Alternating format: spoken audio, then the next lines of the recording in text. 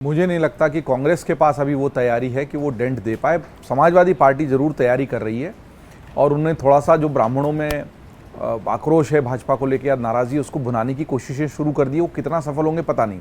उसी में ये चढ़ावा चोरी का मुद्दा भी जुड़ गया है। अखिलेश उसको लेकर सक्रिय हुए हैं, लेकिन योगी आदित्यनाथ कोई कसर नहीं छोड़ रहे। अपनी रैलियों में पहले वो सीधे सीधे नाम भी नहीं लेते थे, अब वो सीधे सीधे नाम ले रहे हैं। ये बहुत बड़ा परिवर्तन है। सीधे अखिलेश का नाम लेकर जवाबी हमले कर रहे हैं, आक्रामक हो रहे हैं, अपनी तरफ से उनके बयानों पर कटाक्ष कर रहे हैं, क्योंकि वो जानते हैं कि इसको हल्के में नहीं लिया जा सकता। लोकसभा में जो सीटें कम होने का दंश लगा है उसको वो भुला नहीं पा रहे। उनको पता है कि उनको अपनी अंदरूनी चुनौतियों से भी लड़ना पड़ेगा भारतीय जनता पार्टी की।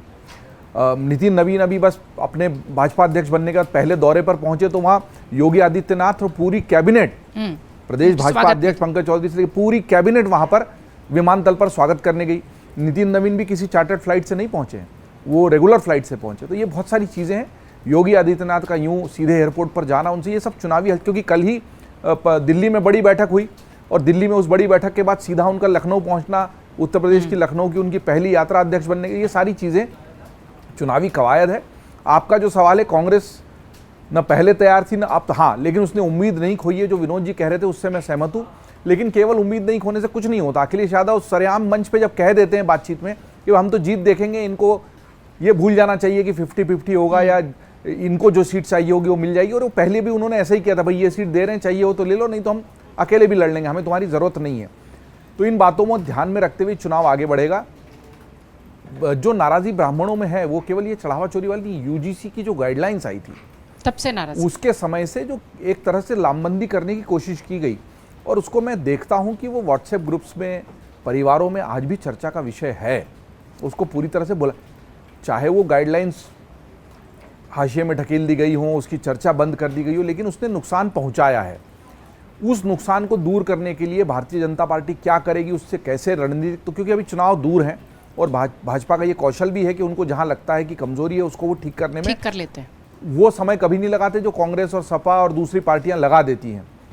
अभी भारतीय जनता पार्टी आक्रामक भी है, बंगाल की जीत ने उनको उत्साहित भी किया है, लेकिन उत्तर प्रदेश की ज़मीन बिल्कुल अलग है। बड़ी बात यही है कि अभी योगी आदित्यनाथ इसका नेतृत्व कर रहे हैं पूरे अभियान का, और उनको पता है कि उनके पास खोने के लिए कुछ नहीं है।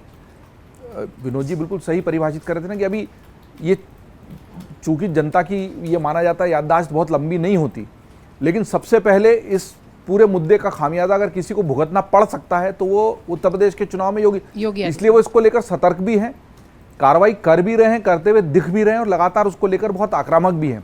ये उनके लिए बहुत ज़रूरी है। चुनाव अभी 2-3 साल दूर होता तो हो सकता है यहाँ पर रणनीति कुछ और होती। मुझे लगता है कि चूंकि जनता को भारत की कभी भी हल्के में नहीं लिया जा सकता, दोनों तरफ से तैयारियां मजबूत हैं। अखिलेश यादव इस वक्त जो बीच की स्थिति है उसको कितना भुनाएंगे, चुनाव का सारा रुख वहीं से तय होगा। अगर आप ये वीडियो YouTube पर देख रहे हैं तो हमारे चैनल को सब्सक्राइब कर बेल आइकन दबाएं, और Facebook पर देख रहे हैं तो हमारे पेज को लाइक करें।